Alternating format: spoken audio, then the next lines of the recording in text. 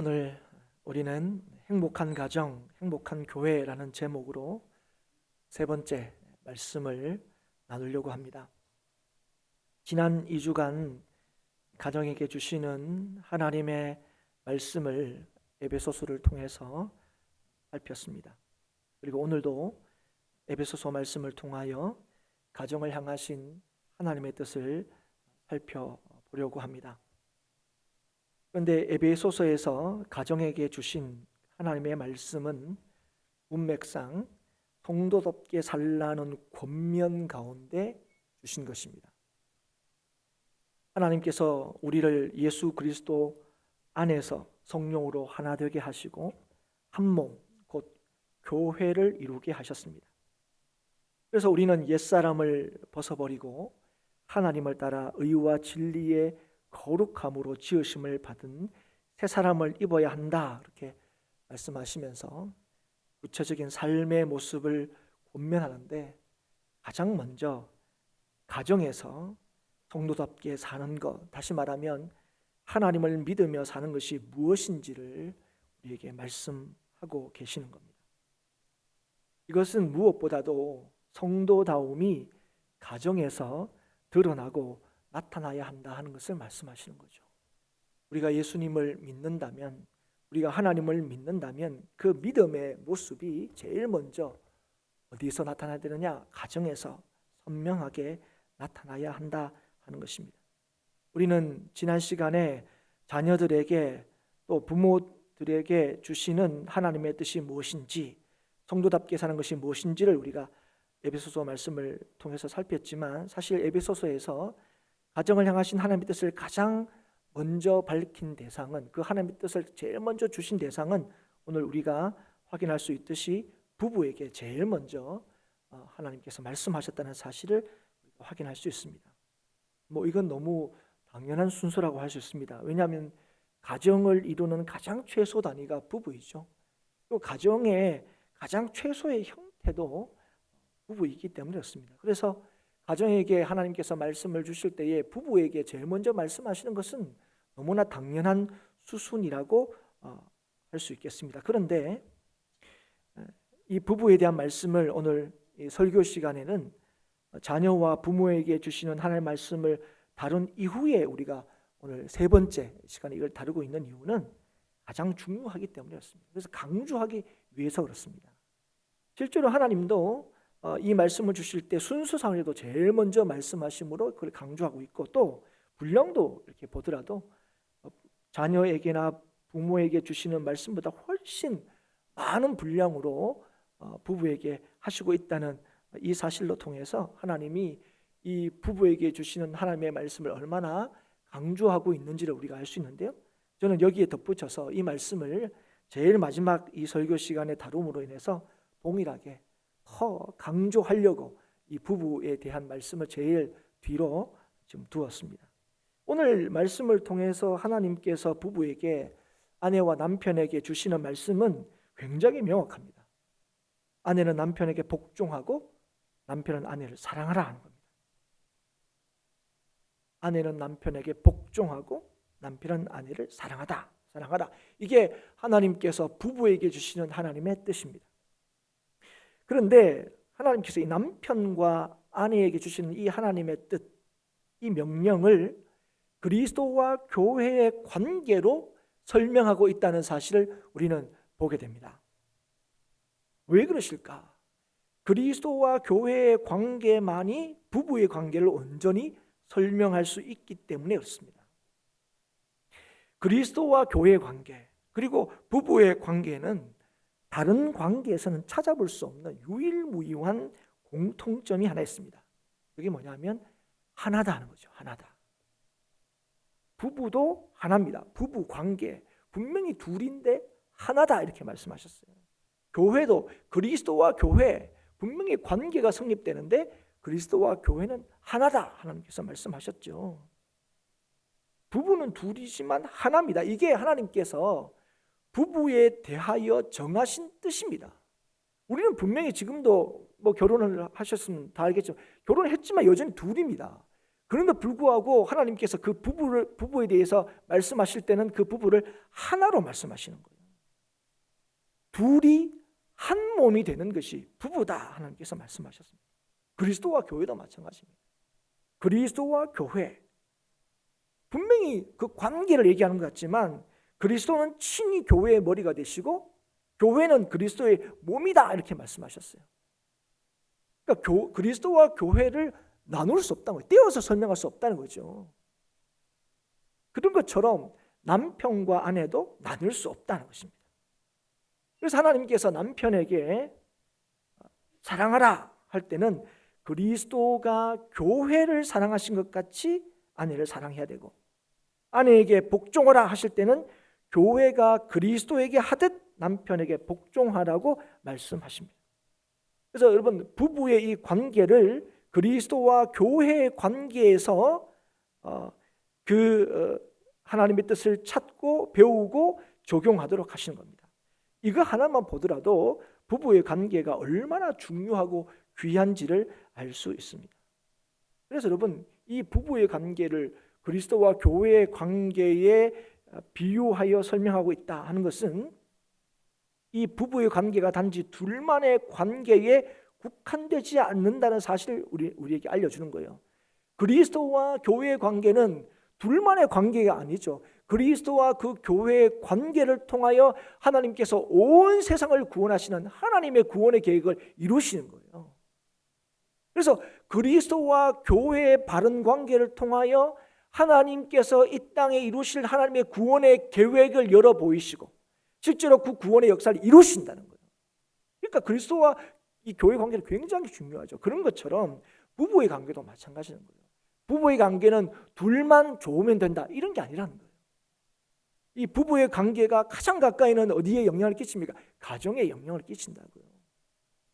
그리고 이 부부의 관계는 단순히 가정뿐만 아니라 이웃과 교회에도 영향을 끼친다는 거예요.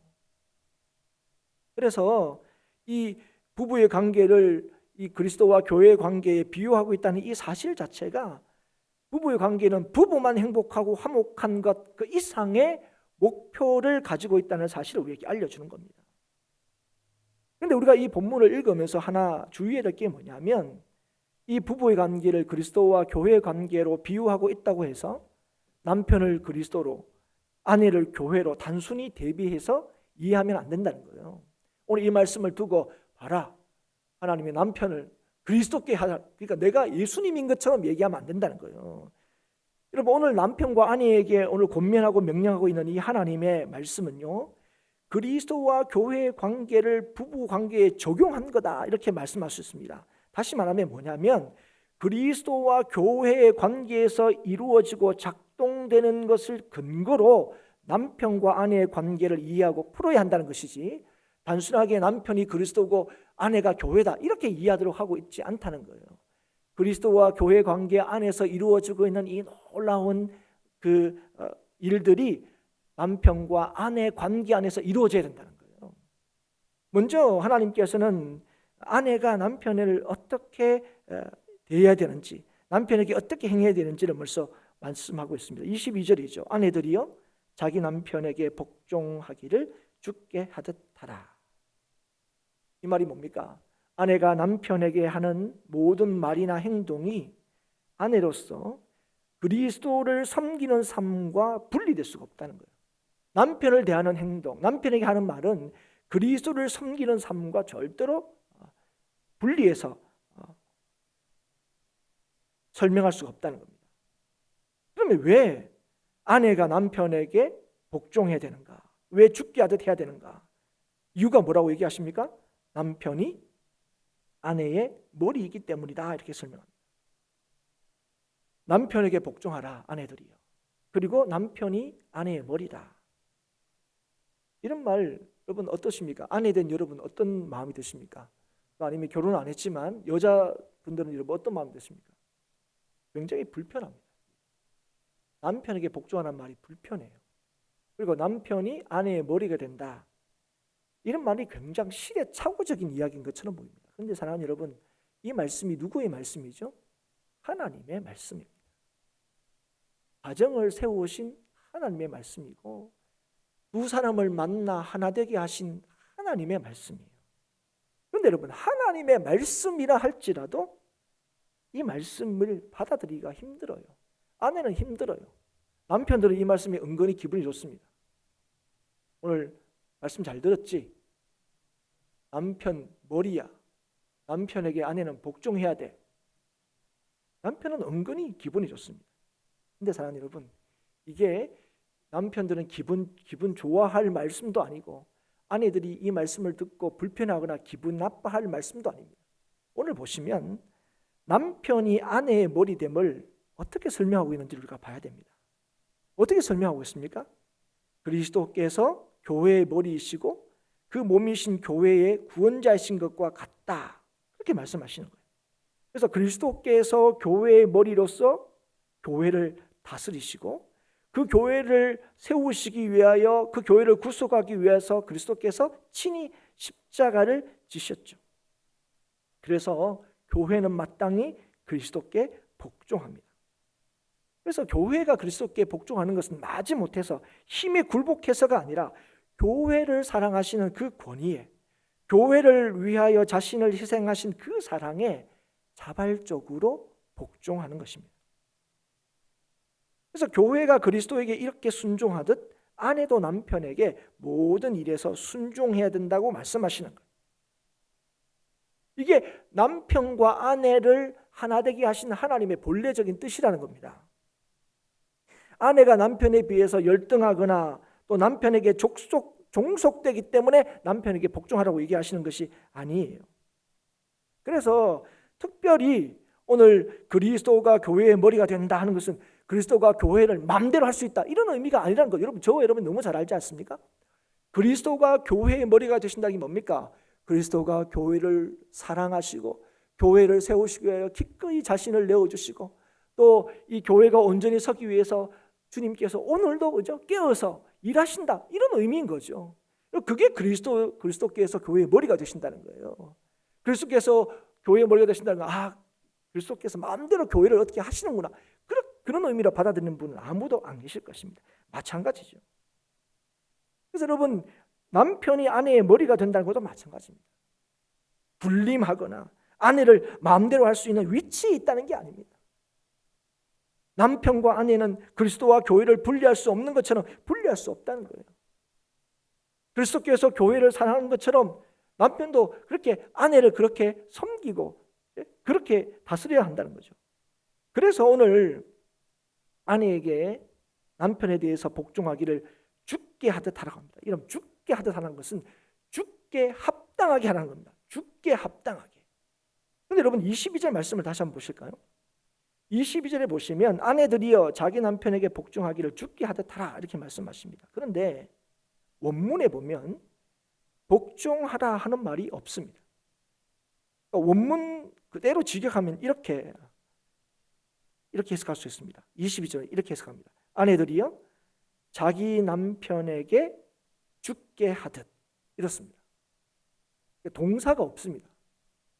아내들이여 자기 남편에게 죽게 하듯. 그러면 이 원문에 없는 복종하라는 말이 어디서 나온 겁니까? 21절에서 나왔습니다. 우리가 21절부터 본문을 삼은 이유가 거기에 있죠.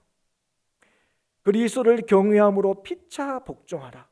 아내들이여 자기 남편에게 죽게 하듯. 그러면 어떻게 하란 말입니까? 복종하라는 거죠.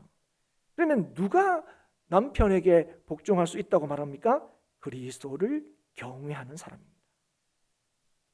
그래서 그리스도를 경외하는 아내는 죽게 합당하게 자기의 남편에게 복종해야 된다는 거죠.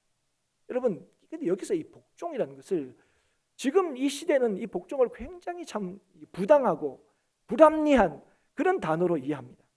힘에 대한 굴종, 굴복, 이런 걸로 이해하죠. 그러나 사랑하는 여러분, 이 복종이라는 것은 여러분 주님께서도 하나님께 복종하셨어요. 하나님의 뜻에 기꺼이 자기 뜻을 내려놓으셨죠. 그래서 여러분 복종이라는 것은 힘에 굴복당한다는 게 아닙니다. 자발적으로 낮추어 섬긴다는 거예요. 오늘 하나님께서 아내들에게 하시는 말씀이 뭡니까? 하나님이 아내에게 주신 하나님의 뜻이 뭐라고요? 자발적으로 남편에게 낮추어 섬기라는 거예요. 이 말씀을 누가 하고 계시는 겁니까? 그리스도를 머리로 하는 교회를 통하여 구원을 이루시는 하나님께서 가정 가운데 아내들에게 말씀하시는 거예요. 여러분, 그래서 이 말씀은 어떤 말씀입니까? 아내들을 괴롭게 하나 힘들게 하는 게 아니에요. 아내들에게 주시는 이 말씀은 결국 가정을 세우시고 가정을 지키시는 하나님의 뜻이 여기에 담겨져 있는 거예요. 아내를 향한 주님의 사랑이 여기에 담겨져 있는 거예요. 그래서 여러분, 이 말씀을 받는 아내들이 어떻게 합니까? 남편에게 복종하는 이들이 결심과 결단으로 되는 것입니까? 아니죠. 이게 하나님이 나에게 주시는 말씀, 이 말씀을 통하여 가정을 세우시고 가정을 지키시는 하나님의 뜻이 이루어진다는 사실을 알기 때문에 이 말씀을 받는 자는 당연히 어떻게 됩니까? 하나님을 향하게 되죠. 왜냐하면 이건 저절로 되는 게 아니거든요. 여러분, 하나님의 뜻은 절대로 사람의 힘으로 할 수가 없는 겁니다. 더더욱 우리가 볼 때는 일견 우리를 너무 불편하게 하는, 아내를 힘들게 하고 또 아내를 불편하게 만드는 이 말씀 앞에, 이게 하나님의 말씀이 아니면 어떻게 합니까? 이게 지금 21세기 대한민국이 이게 무슨 말도 안 되는 얘기야. 던져버릴 수 있는 말씀이지만, 그럼 여러분, 이 말씀이 누구의 말씀입니까? 영원하신 변함없는 진리이신, 지금도 이 세상을 다스리시는 하나님의 말씀이라는 거예요. 그래서 여러분, 이 말씀을 받는 사람은 이 말씀으로 하여금 그 말씀을 받는 자를 하나님께로 향하게 하는 거죠. 그리고 하나님께로 향하여 엎드리는 그 아내를 통하여 그 말씀에 순종케 함으로 가정을 복되게 하시는 하나님의 역사를 이루시고 보여주시는 겁니다. 그 다음에는 남편에게 말씀하시는 거예요. 남편들에게 25절에 남편들아. 근데 남편들아 하는 말씀이 아내들아 하는 말씀보다 훨씬 깁니다. 여러분, 이건 뭘 얘기하냐면 남편들에게 더 강력하게 말씀하고 있다는 거예요. 그런데 이게 남편들에게 주시는 하나님의 말씀의 핵심이 뭡니까? 아내를 사랑하라는 거예요. 여러분, 남편이 아내를 사랑해야 된다. 여러분, 여기에 대해서 이 일을 달 사람이 누가 있겠습니까? 사랑해야 되죠. 남편은 아내를 사랑해야 됩니다. 오히려 아내가 남편한테 복종한다. 이건 좀 약간 껄끄러워요. 여러분, 그렇지 않습니까? 그런데 남편은 아내를 사랑해야 된다. 이럴 때는 대부분 다 여기는 동의할 거예요. 남편은 아내를 사랑해야지. 누가 그 아내를 사랑해야 돼? 그리고 잘 사랑해봐라. 왜 순종 안 하는가? 뭐 이렇게 이걸 하나의 조건으로 달죠. 여러분, 특히 우리 남편들, 우리 남자분들 결혼하실 때 결혼 때에 했던 서약이 기억이 나십니까? 결혼 서약의 내용이 이러죠. 지금의 이 여자를 아내로 맞아서 하나님의 명령을 따라 남편된 책임을 다하여 그를 늘 사랑하고 도와주며 귀중히 여기고 보호하며 오직 이 신부로 아내를 삼아 평생토록 오늘의 이 약속을 지키기로 맹세합니까? 목사님이 이제 주례를 하시고 난 뒤에, 그죠? 이 혼인 서약을 하죠. 이때 여러분 뭐라고 얘기하셨습니까? 예라고 하셨습니다. 그때 예 안 하면 안 되지. 큰일 나니까 예라고 했죠.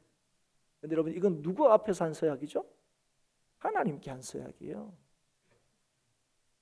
그런데 여러분, 이 서약을 가만히 보면 아내에게 이 약속을 지켜야 할 조건이나 전제가 있습니까? 없습니다. 아내가 잘하면, 아내가 예쁘면, 아내가 이렇게 하면, 그러면 도와주고 귀중히 여기고 보호하고, 이런 게 아닙니다. 여기는 전제가 없어요. 굳이 있다면 왜 이렇게 되냐? 이 여자가 내 아내이기 때문에, 하나님께서 이 여인을 내 아내로 짝 지어주시기 때문에, 그래서 하나님의 명령을 따라서 평생 이 약속을 지켜야 하는 거예요. 그런데 여러분, 혹시 남자분들 그렇게 혹시 얘기하시는 분 계십니까? 아유, 뭐 누가 아내를 평생 사랑하냐? 의리로 살고 정으로 살죠. 점점 예전에는 그래도 우리 아내가 예뻤는데, 그래도 뭐 굳이 봐줄만 했는데, 지금 뭐 이렇게 생각하시는 분이 혹시 계십니까? 예전만큼 아내를 혹시 덜 사랑한다고 여러분 느끼고 계시는 분이 계십니까? 남편이 아내를 사랑해야 된다 하는 이 하나님의 말씀 앞에 이런저런 이유로 뭐 어떻게 늘 사랑할 수 있겠습니까? 이런 생각을 하시는 분이 계십니까? 혹시 그런 마음이, 그런 생각이 있는 분들이 있다면 분명히 말씀을 드립니다. 그건 아내에게 문제가 있는 것이 아니라 남편에게 문제가 있다는 것입니다.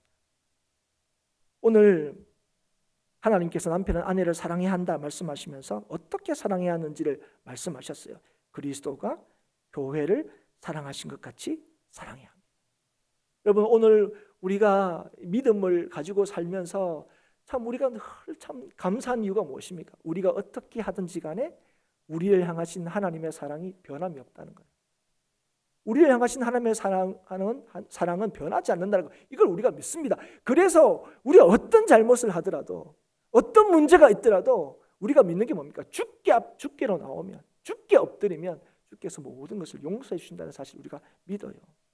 그런데 오늘 하나님께서 남편이 아내를 사랑해야 한다 할 때는 바로 그렇게 사랑해야 한다고 말씀하시는 거예요. 어떻게까지 사랑하셨습니까? 그리스도께서 교회를 생명을 내어주기까지 사랑하셨어요. 여러분, 남편이 아내를 사랑해야 한다는 것은 아내를 위하여 자신을 내어준다는 의미예요. 쉽게 얘기하면 아내를 위하여 죽을 수 있어야 한다는 겁니다. 아내를 위하여 죽는 것, 이게 남편이 해야 할 가장 핵심적인 역할인 거죠. 그리고 남편이 아내를 위하여 죽을 수 있을 때에 아내는 남편에게 복종할 수 있는 겁니다. 이것이 하나님께서 정하신 질서예요. 여러분, 이건 누구한테 하시는 말씀입니까? 남편에게 하시는 말씀입니다. 여러분, 이 말씀을 딱 듣고 당장 이제 아내들이 어떤 마음이 듭니까? 봐라, 남자가 이래야 여자가 복종하는 거지. 이런 식으로 이 말씀을 받으시면, 이 말씀은 누구한테 하시는 거라고요? 남편들에게 하시는 말씀이에요. 아내들이 이용해 먹으라고 주시는 말씀이 아니라 이 말씀은 남편에게 주시는 말씀이에요. 이게 하나님이 정하신 질서라는 거예요. 하나님께서 남자를 먼저 만드신 이유가 뭔지 아십니까? 그게 질서이기 때문에 그래요. 그리고 남자를 더 힘있게 만드신 이유가 바로 여기에 있는 거예요. 그 힘으로, 앞선 권위로 여자를 압박하고 억압하기 위함인 것이 아니라 자기를 내어줌으로 지키고 보호하기 위해서 하나님께서 남자를 먼저 만드시고 하나님이 남자를 더 강하게 만드신 거예요. 여러분, 그래서 남성성의 가장 중요한 특징 중에 하나가 뭔지 아십니까? 부드러움이에요. 부드러움. 그래서 진짜 남자, 가짜 남자가 있는 건 아니지만 우리가 이제 이 뜻을 좀 이렇게 이해시켜서 진짜 남자의 특징이 뭔지 아십니까? 부드러움입니다. 강한 것은 여러분 부드럽습니다, 여러분. 그래서 여러분, 아내를 위하여 자신을 내어줄 수 있는 남자, 그 남자가 바로 아내를 사랑하는 힘 있는 남편입니다. 여러분, 뭐 돈 많이 벌어다 주고 그게 힘 있는 남편 아니에요. 아내를 위하여 기꺼이 나를 내어줄 수 있는 사람, 그 사람이 바로 힘 있는 남편이죠. 그러면 아내를 위해서 죽는다는 게 뭡니까? 그건 오늘 하나님께서 뭐라고 말씀하셨냐면 자신과 같이 아내를 사랑하는 것, 그게 아내를 위하여 죽는다는 거예요. 자신이 아내와 둘이 아니라 하나라는 사실을 아는 겁니다. 아내를 위하는 것이 곧 자신을 위하는 것, 아내를 사랑하는 것이 곧 자신을 사랑하는 것이라는 것을 아는 거예요. 여러분, 이걸 모르는 사람은 겨루기 합니다. 힘겨루기. 주도권을 잡으려고 하죠. 남자의 주도권을 어떻게 잡습니까? 꼼짝 못하게. 그래서 초반이 중요하다, 신혼 때가 중요하다, 이런 얘기합니다. 한 번 뺏기면 주도권을 찾아올 수 없다. 그럼 오히려 또 여자는 합니까? 처음에는 남자들이 잡는 것 같지만 조금만 기다려봐. 애 놓고 애 크면 자연스럽게 주도권이 넘어와. 조금만 참아. 결국 뭐 하는 겁니까? 이게 주도권 다툼을 하는 거죠. 그런데 여러분, 아내와 다투는 사람, 아내와 경쟁하고 주도권, 그럼 누구와 다투는 겁니까? 자기와 다투는 거예요. 여러분, 스스로 분쟁하는 집은 설 수가 없다고 하나님께서 말씀하셨어요. 스스로 분쟁하는 집은 반드시 무너집니다.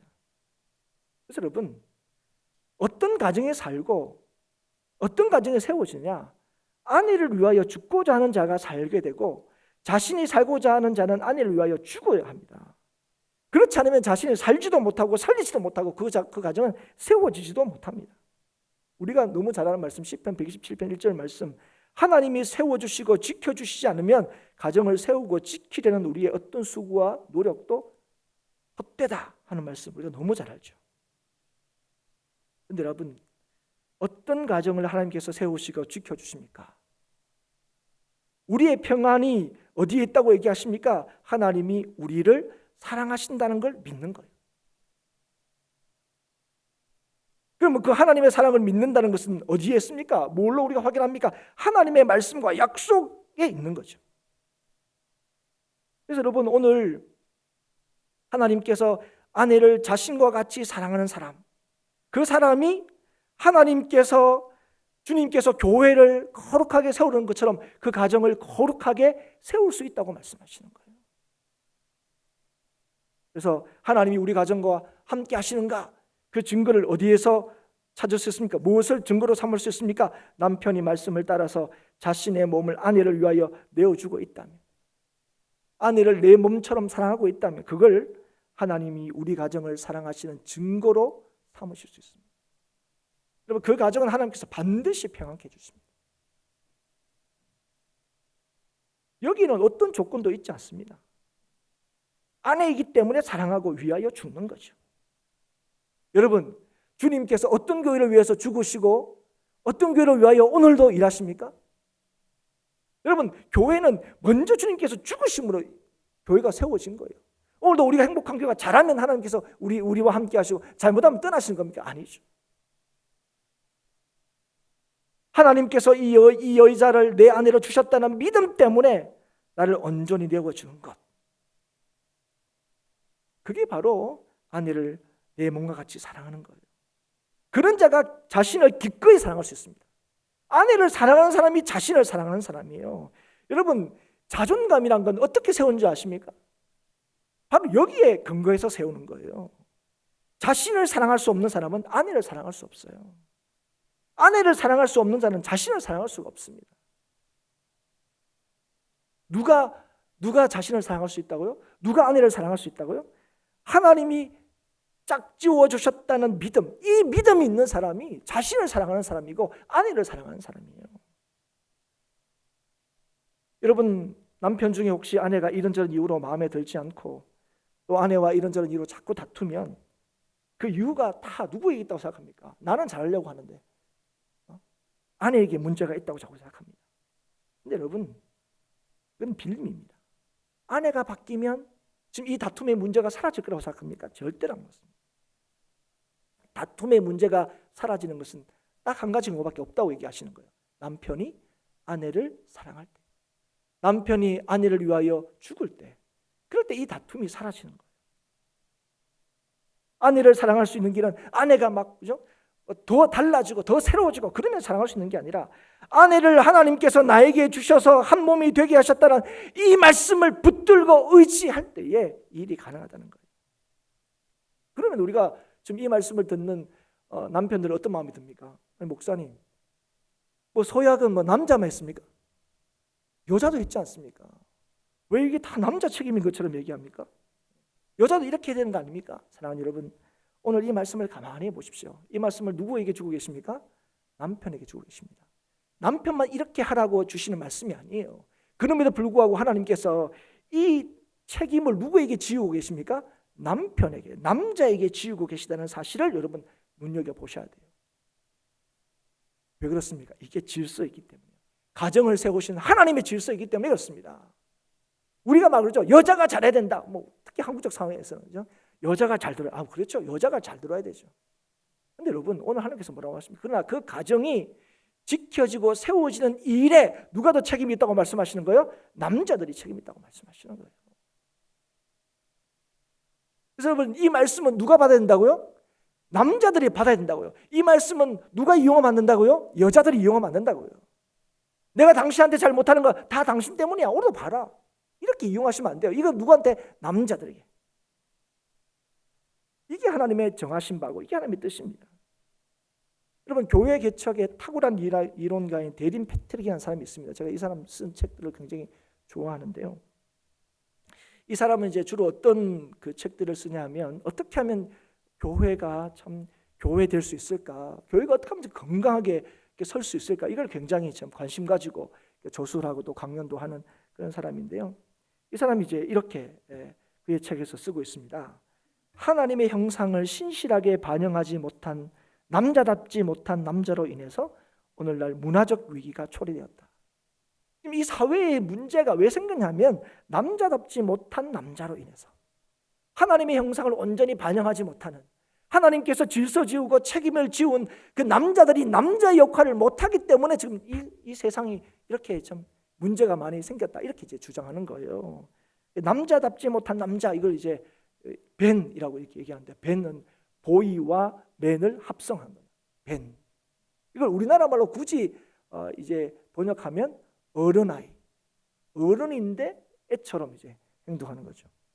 그렇게 이제 이 세상을 진단하면서 이 사람의 관심이 어디 있다 그랬습니까? 교회에 있다 그랬죠. 그래서 이렇게 이제 주장합니다. 교회가 어른 아이들에게 하나님이 부르신 진정한 남성으로 거듭나기를 요청하는 것만이 이런 위기에 대한 제대로 된 해결책이다, 이렇게 주장했습니다. 그러니까 이 세상을 바꾸는 길이 어디 있느냐? 교회가 지금 하나님의 형상을 제대로 반영하지 못하는 남자들에게 하나님의 형상을 반영하는 남자로 거듭나야 한다 하는 것들을 가르칠 때만이 지금 이 사회가 변화되고 교회가 건강해지는 그런 제대로 된 그런 해결책이 될 수 있다고 주장하는 거예요. 그러니까 이 사람은 누구한테 이 책임이 있다고 해요? 교회가 교회되는데 책임이 누구한테 있다고 해요? 남자들한테 있다. 그 남자가, 교회 안에 있는 남자가 하나님이 주신 그 말씀을 따라서 자신에게 주신 그 역할들을 감당할 때에 세상을 바꿀 수 있다, 이렇게 주장하는 거예요.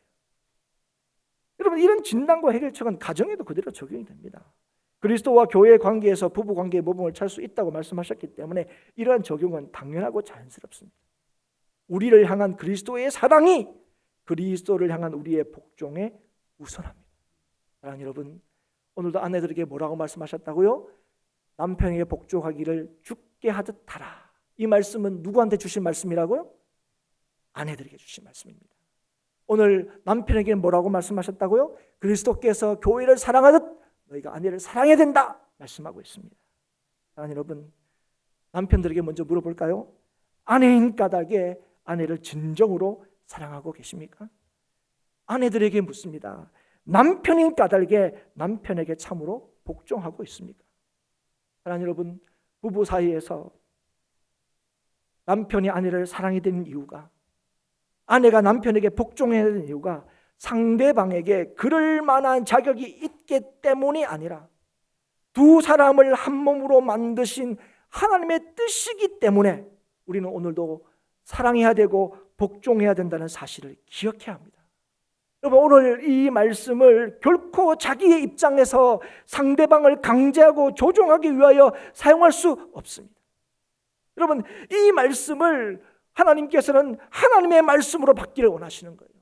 각 사람이, 그래서 분명히 얘기죠. 아내들이요, 남편들이요, 분명히 얘기해요. 이 얘기는 아내들이 들어야 하고 이 얘기는 남편들이 들어야 한다고요. 그리고 누군가가 들어야 할 말씀으로 이해하지 않고 아내들이 할 때, 아내된 자들이 하나님께서 나에게 주시는 말씀으로 받을 때, 남편들이 할 때 남편된 자들이 나에게 주시는 하나님의 말씀으로 받을 때, 그럴 때 그들은 마땅히 하나님을 향하게 되고 하나님께서 그 말씀에 순종하기를 원하는 그 아내와 남편들을 통해서 이 말씀을 주신 하나님의 놀라운 은혜와 평강과 복주심을 경험하게 하시는 거예요. 사랑하는 여러분, 오늘도 꼭 기억하십시오. 오늘 이 말씀을 듣고 가서 남편 잘 들었지, 아내 잘 들었지가 아닙니다. 오늘도 하나님께서 여러분에게 주시는 말씀, 오늘도 이 말씀을 하나님의 말씀으로 받을 때 우리는 하나님 앞에 엎드릴 수밖에 없습니다. 여러분, 아내가 남편에게 복종하지 않고 가정이 잘 될 수 있는 길은 없습니다. 남편이 아내를 사랑하지 않고 가정이 세워지는 길이 없다고 말씀하시는 거예요. 그런데 여러분, 이게 각자의 인격이나 아니면 각자의 어떤 그런 걸로 되는 게 아니에요. 뭘로만 되는 겁니까? 이 말씀을 주신 하나님 앞에 엎드리는 것. 이것을 통해서 이게 하나님의 정하신 뜻이고 이걸 통해서 하나님께서 가정을 세우시고 복되게 하신다고 말씀하셨기 때문에 여러분, 다른 것으로 절대로 가정이 복되고 아름다울 수 없다는 사실을 오늘 이 아침에 기억할 수 있기를 주의 이름으로 축복합니다. 그러나 여러분, 특별히 오늘 아직 가정을 이루지 않은 우리 청년들 기억하십시오. 여러분, 여러분의 가정이 참 행복하지 못하다, 혹시 그렇게 생각하시는 분 계십니까? 여러분, 여러분 가정이 우리는 너무 행복하다, 여러분 왜 그렇게 생각하십니까? 여러분, 그 다른 데 있잖아요. 오늘 이 말씀을 얼마나 부부가 이 말씀을, 하나님의 말씀을 받아서 이 말씀 앞에 엎드리냐, 거기에 달려 있습니다. 우리 가정은 뭐 물질이 부족해서, 우리 가정은 저게 부족해서 행복하지 않을까요? 천만의 말씀입니다. 오늘도 이 가정을 복되게 하고 행복하게 하시는 하나님의 정하신 뜻, 이 뜻이 가정을 새롭게 하고 가정을 힘있게 하고 가정을 아름답게 하는 것입니다. 사랑하는 여러분, 오늘도 이 말씀 앞에, 이 말씀을 나에게 주시는 말씀으로, 또 청년들은 하나님께서 아름다운 가정을 이루시기 원하시고 또 그 가정을 이루시는 그 하나님의 선하신 뜻을 여러분 품으시고 기도하시고, 하나님께서 만나게 하실 그 여자, 하나님께서 만나게 하실 그 남자, 그 남자를 위하여 기꺼이 복종하고 그 아내를 위하여 기꺼이 사랑할 수 있도록 우리도 하나님 앞에 엎드리는 지혜로운 청년들이 될 수 있기를 축복하고, 이미 하나님께서 한 가정을 이루셔서 아내 된 자리, 남편 된 자리를 허락하신 그 하나님께서 오늘도 이 말씀을 우리에게 주시는 건 뭡니까? 너희 가정은 늦었어. 너희 가정은 끝났어가 아니라 오늘도 이 말씀을 받고 이 말씀을 붙들고 의지하는 그 가정에게 하나님께서 놀랍도록 그 가정을 세우시겠다는 하나님의 약속을 분명히 이루시겠다는 이 하나님의 우리를 향하신 사랑이 있다는 사실을 꼭 기억하셔서, 여러분, 이 말씀은 우리를 부담스럽게 하고 우리를 괴롭게 하고 억제하고 하는 게 아니라 우리를 살리시려고 하고 우리를 세우시기를 하는 주님의 절절한 사랑이 담겨져 있다는 사실을 여러분 깨달아 이 말씀을 달게 받고 이 말씀을 의지함으로 오늘도 믿는 자를 통하여 이 말씀을 하나님의 말씀으로 받는 자를 통하여 하나님께서 놀랍게 주의 약속을 이루심을 여러분 가정에서 볼 수 있기를 축복하고, 그 가정이 모인 우리 행복한 교회가 아름다운 교회로 그렇게 드러나고 그렇게 증거되는 그런 행복한 교회가 될 수 있도록 하나님의 주신 말씀 앞에 다 엎드리고 기도하는 우리 모든 행복한 교회 성도들이 될 수 있기를 주의 이름으로 축복합니다.